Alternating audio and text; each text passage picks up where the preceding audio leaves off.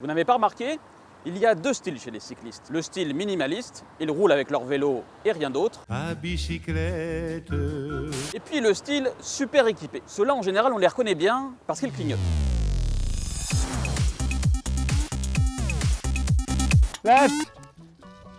Les cyclistes en ville, il y en a toujours plus. Boulevard Sébastopol à Paris, on en a compté jusqu'à 14 000 en semaine en moyenne en septembre. Et ils s'équipent, des tonnes de nouveaux accessoires leur sont proposés. Smart helmet. Clignotant à droite, clignotant à gauche, la sonnette pour les voitures, rétroviseur, feu de freinage, quand tu freines, c'est averti que tu freines. D'accord. Lui, c'est Frédéric Croff, un cycliste du genre puriste. Un vélo et un casque, ça lui suffit. Non, je pense que chacun doit rouler comme il veut. Et là où les aménagements sont bien faits, ils ne sont pas obligés de s'habiller comme les sapins de Noël avec des lumières partout. Dans les pays comme les Pays-Bas où tu as la meilleure sécurité, ils roulent sans casque, ils roulent sans rien. Quels sont les accessoires qui pourraient être vraiment utiles aux cyclistes urbains? On en a sélectionné 3. Le feu de stop, les clignotants et le rétroviseur. Ça peut en rassurer certains, pourquoi pas. Mais si tu sais rouler, t'en as pas besoin. Comme moi je respecte les feux et que je freine et que les gens ne les respectent pas, régulièrement je me prends des amis cyclistes. Ce qui serait génial, ce serait qu'il puisse y avoir un système qu'on voit qu'on est en train de freiner pour éviter les collisions. Ah ouais, je savais pas. Le feu de freinage ou feu de stop, ça existe sur les véhicules motorisés mais pas sur les vélos. Et on se dit qu'en ville, sur une piste cyclable bondée, eh bien ça pourrait peut-être servir. Même s'il existe des alternatives, par exemple, attention, ça va freiner. Toi, quand tu dois freiner brutalement, tu t'avertis comment les gens? Avec le bras, un peu comme le clignotant, mais je fais comme ça. Mais en France, c'est pas encore très développé, mais ça peut être utile.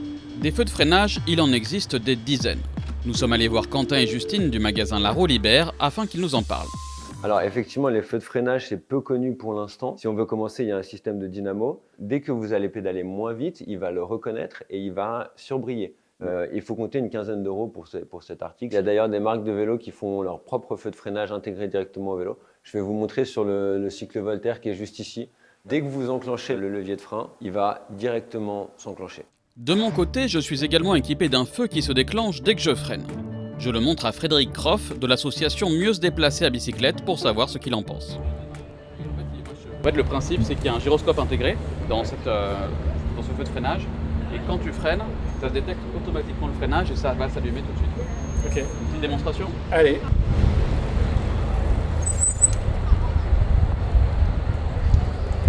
Honnêtement, tu clignotes tellement de partout. On est paumé entre le truc qui freine et les autres. Là, j'en ai mis beaucoup pour la démonstration, mais normalement, j'en ai moins. C'est vrai que c'est important, quand on fait un freinage d'urgence ou quand on s'arrête pour laisser passer un piéton, de signaler aux gens derrière quand la piste elle est un peu bondée qu'on s'arrête, parce que sinon ils vont nous rentrer dedans. Vous me direz, tendre le bras, c'est facile, et on est tous équipés. Les clignotants, c'est bien, mais quand t'as plus de piles ou que t'as oublié de le recharger, ça marche pas. Tandis que les bras, ça marche tout le temps. Mais en ville, quand ça descend, c'est pas toujours pratique. C'est pas toujours pratique non plus sur une piste cyclable bondée. Et quand il fait nuit, ce n'est pas toujours très visible. Du coup, là, t'as plein de trucs sur le guidon. Là, ça, c'est quoi là? Ça, c'est le clignotant.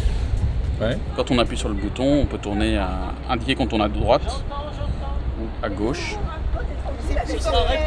Et ça marche plutôt pas mal, mais il y a plein de systèmes similaires. En fait, il y a plein de clignotants, il y en a sur les casques, il y en a qu'on met à l'arrière du vélo.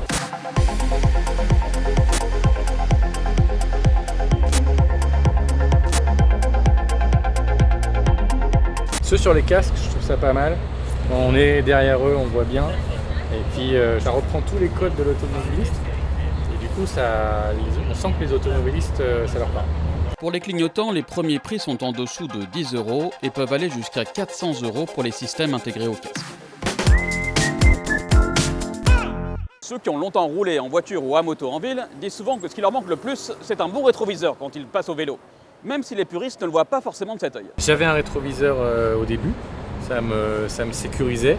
Avec l'expérience, je trouve qu'avoir un rétro, ça peut être pénalisant et ça peut nous couper un peu de notre environnement. Alors que le fait de se retourner et d'être alerte sur son environnement autour de soi, c'est mieux en termes de sécurité. C'est encore une dépense et un gadget, c'est bien, c'est un vélo, ça roule avec des pédales. Et vous faites comment du coup pour regarder les gens qui arrivent? Je me tourne, je ralentis et je me tourne comme ça. Les rétroviseurs sur un vélo, on considère souvent que c'est encombrant, c'est lourd, c'est pas très esthétique et que ça casse. Mais on trouve des nouveaux modèles plutôt bien pensés. Les rétroviseurs, on nous en demande de plus en plus, surtout les néocyclistes, ça les rassure beaucoup. C'est très important parce que ça permet d'avoir une vision vraiment très globale autour du vélo sans avoir à décoller le regard de devant. Il y a beaucoup de rétroviseurs sur le marché, il y en a qui se mettent directement sur le cintre avec un système de bague comme celui-ci et un autre type qui va se mettre sur la poignée et va se plugger là et ensuite va être articulé. En termes de prix, ça va de 10 à 30 €. Il y a plein de looks différents et vraiment une très grande offre.